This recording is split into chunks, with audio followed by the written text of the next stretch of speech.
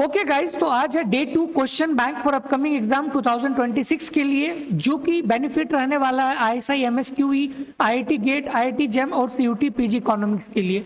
तो गाइस ये सीरीज मैं स्टार्ट किया हूं 2026 के लिए, अगर आप प्रिपेयर हो रहे हैं तो डे 1 में भी गाइस मैंने एक क्वेश्चन डिस्कस किया था आईआईटी दिल्ली 2025 से रिलेटेड, और आज है डे 2 और डे 2 में भी हम लोग डिस्कस करेंगे आईआईटी दिल्ली के कुछ प्रॉब्लम्स, क्वेश्चन नंबर 15 और क्वेश्चन नंबर 17। ठीक है, तो चलिए गाइस हम लोग स्टार्ट करते हैं डे 2 का first question IIT Delhi 2025, question number 15। Given है कि let X and Y be a two event such that the probability of X equal to 1/3, probability X by Y equal to 1/2 and probability Y given that X equal to 2/5 then. और यहाँ पे आपको 4 option पूछा गया है। Simply guys यहाँ पे आपको निकालना है कि एक्स इंटरसेक्शन वाई क्या होगा, probability of X union Y क्या होगा, या फिर एक्स इंटरसेक्शन वाई कॉम्प्लीमेंट क्या होगा। ठीक है, तो गाइस इस एग्जाम्पल को करने से पहले आपको फॉर्मूला पता होना चाहिए।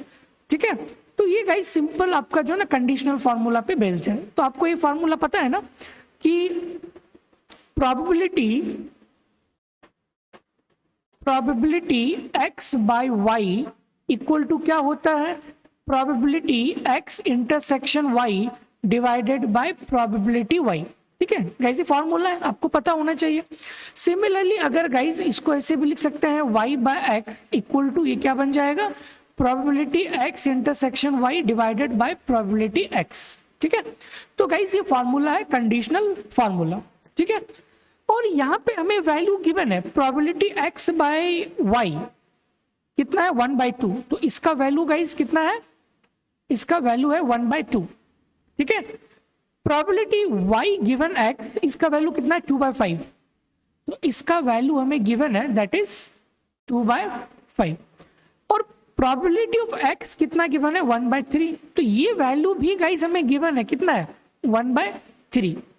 ठीक है, तो गाइस अगर हम इसको क्रॉस मल्टीप्लीकेशन कर ले तो हमें ये वाला वैल्यू मिल जाएगा। ठीक है, तो गाइस इसको हम नेक्स्ट पेज में लिखते हैं, प्रोबेबिलिटी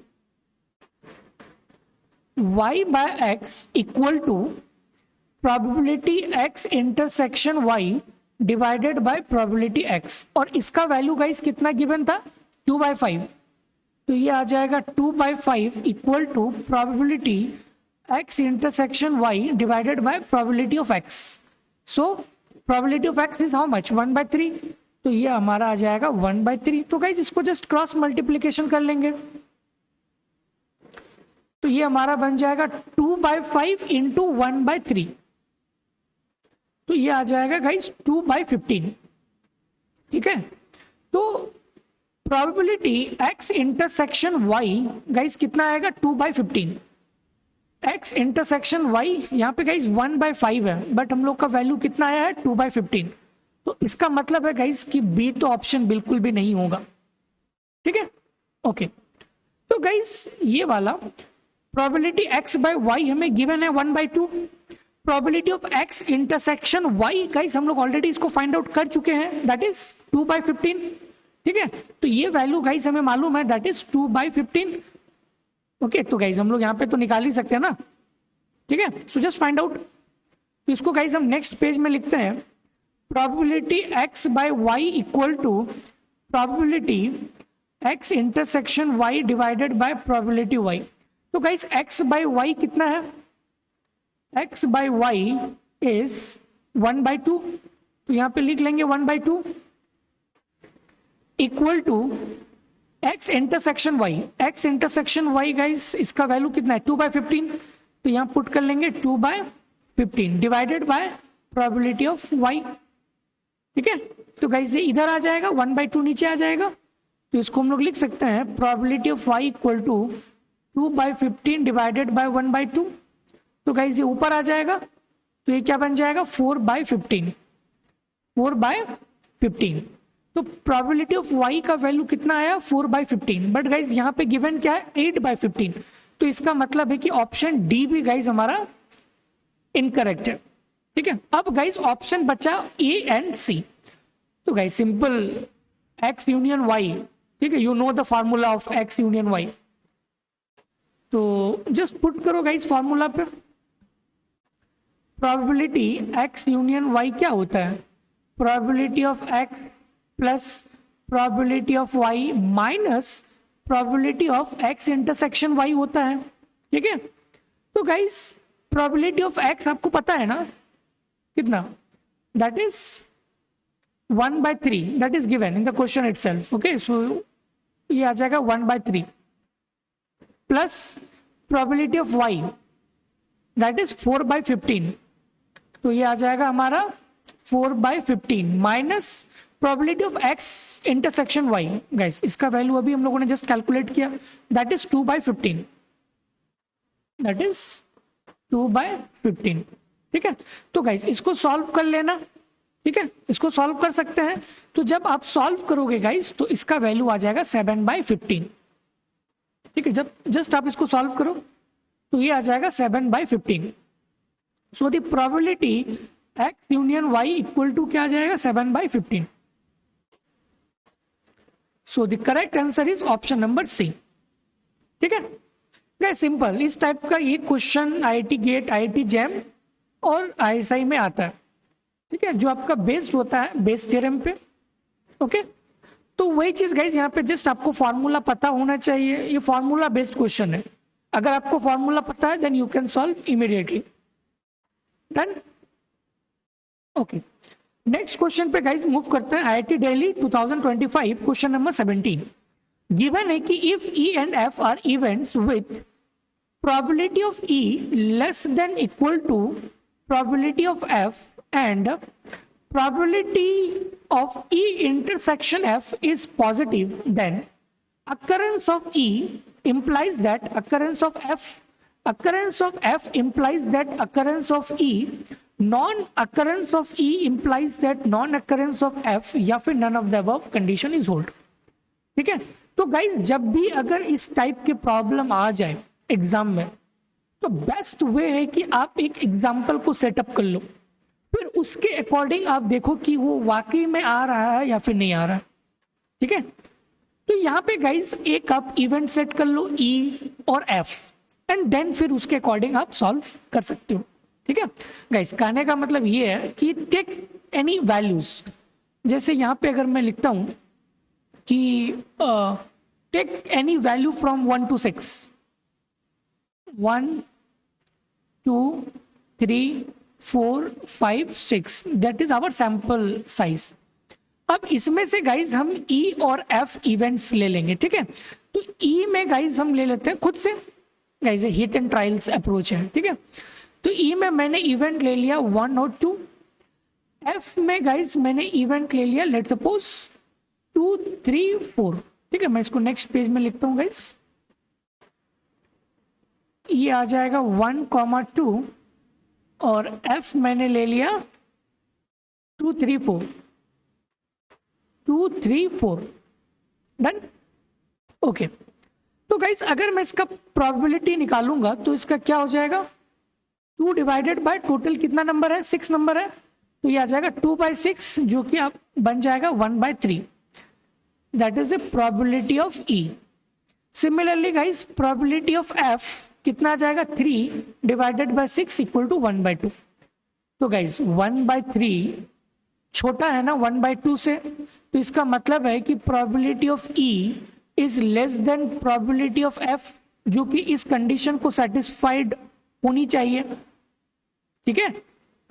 तो इसका मतलब है कि मैंने जो एज्यूम किया है इवेंट E और इवेंट F में जो एलिमेंट है 1 2 और 2 3 4, जो कि बिल्कुल सही है बेस्ड ऑन दिस कंडीशन कि प्रोबेबिलिटी ऑफ E जो है वो less than equal to probability of F होनी चाहिए। तो उसी के अकॉर्डिंग गाइज मैंने यहाँ पे E और F को मैंने एज्यूम किया और इसका जो मैंने प्रोबेबिलिटी फाइंड आउट किया दैट इज 1/3 और यहाँ पे आ गया 1/2, जो कि बिल्कुल इस कंडीशन को सेटिस्फाइड कर रहा है, डन।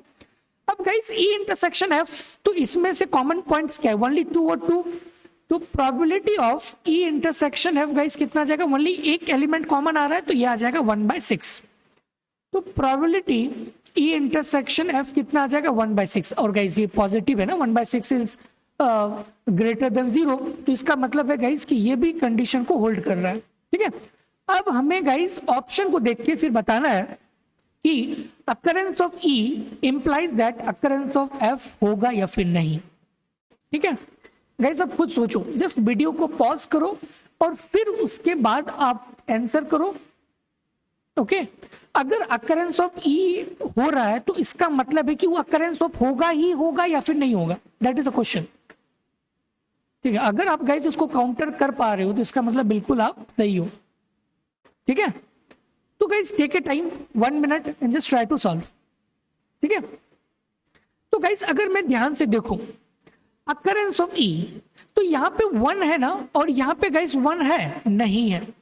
तो अगर अकरेंस ऑफ ई है तो इसका जरूरी नहीं है कि अकरेंस ऑफ एफ होगा ही होगा, क्योंकि 1 गाइस यहां पे नहीं है, एलिमेंट मींस एफ में नहीं है। ठीक है, तो occurrence of E does not imply that कि अकरेंस ऑफ एफ होगा ही होगा। क्यों? क्योंकि गाइस जो हमारा वैल्यू है 1 है, that is 1 is not belonging to F, not this. Similarly occurrence of F implies that occurrence of E. तो अकरेंस ऑफ एफ, तो गाइस यहाँ पे 3 है, बट यहाँ पे तो 3 है ही नहीं, तो occurrence of F does not imply that कि अकरेंस ऑफ ई होगा। ठीक है, एंड सिमिलरली गाइस हम ऑप्शन सी को भी काउंटर कर सकते हैं। तो करेक्ट आंसर हमारा बन जाएगा नन ऑफ द अबव। ठीक है गाइस, इस टाइप की क्वेश्चन बेसिकली आपको आईएसआई एमएसक्यू में देखने को मिलता है। तो मैं बार बार इस चीजों को बोल रहा हूं कि अगर इस टाइप के प्रॉब्लम आ जाए तो बेस्ट वे है गाइस कि आप वैल्यू ले लो, फिर वैल्यू को लेके फिर आप सॉल्व करो, and guys with in 1 minute के अंदर सॉल्व हो जाएगा। ठीक है, तो जो ये कंडीशन गिवन था ना यहाँ पे, उसी के बेस्ड गाइस हम लोग यहाँ पे वैल्यूज लिए। ठीक है, और वैल्यूज लेने के बाद गाइस फिर मैंने यहाँ पे कंडीशन को सेटिस्फाइड कराया, डन। तो इसका मतलब है कि ई और एफ में मैंने जो भी एलिमेंट लिया है वो बिल्कुल सही है। ठीक है, अब क्वेश्चन पूछा गया था कि अकरेंस ऑफ ई का मतलब है इंप्लाइज दैट कि अकरेंस ऑफ एफ होगा ही होगा, नहीं, क्योंकि 1 एलिमेंट नहीं है ना, 1 ई में है बट एफ में नहीं है। ओके, बट एफ में हमारा नहीं है, तो इसका मतलब है कि ऑप्शन ए हमारा बिल्कुल गलत है। Similarly option B, option C, so correct answer हमारा बन जाएगा option number D, none of the above holds is the correct answer. So I will go with option number D, done. Okay guys, तो आज हम लोगों ने 2 question discuss किया, question number 15 और question number 17। Okay guys, end करने से पहले एक चीज हम बताना चाहेंगे कि एक बैच गाइस मैं 1 सितंबर से लॉन्च करने वाला हूं। ये आपका batch specially PIQ revision batch है।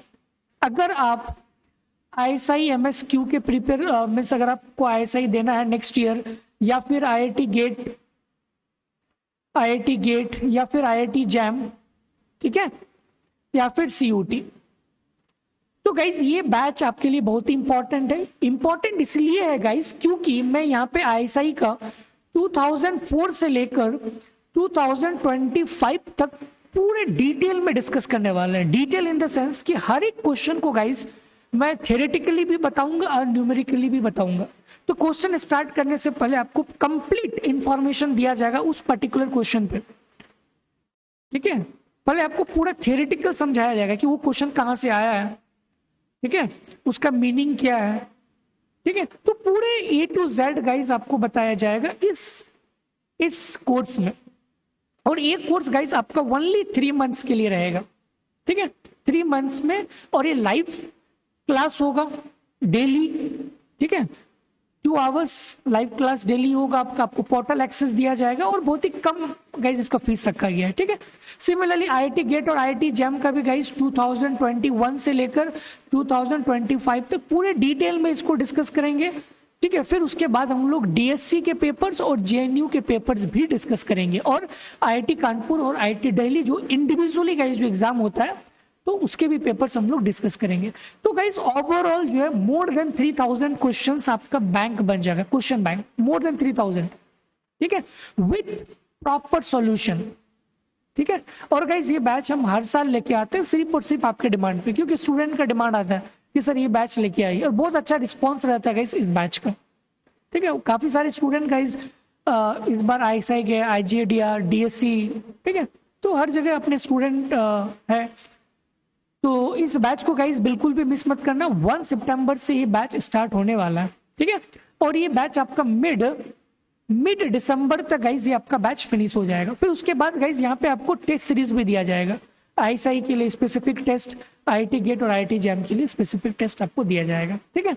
तो मैं गाइज एक ही लाइन बोलूंगा कि मिस मत करना, ठीक है। ये सिर्फ और सिर्फ आपके लिए बैच है और काफी कम प्राइस रखा गया, अफोर्डेबल प्राइसेस है। Okay guys, thank you. तो आज हम लोगों ने 2 क्वेश्चन डिस्कस किए आईआईटी दिल्ली 2025 के। फिर नेक्स्ट वीडियोस में गाइज हम डिस्कस करेंगे अलग क्वेश्चन अलग पेपर के साथ। Okay guys, thank you. फिर मिलते हैं नेक्स्ट वीडियोस पर। Bye bye.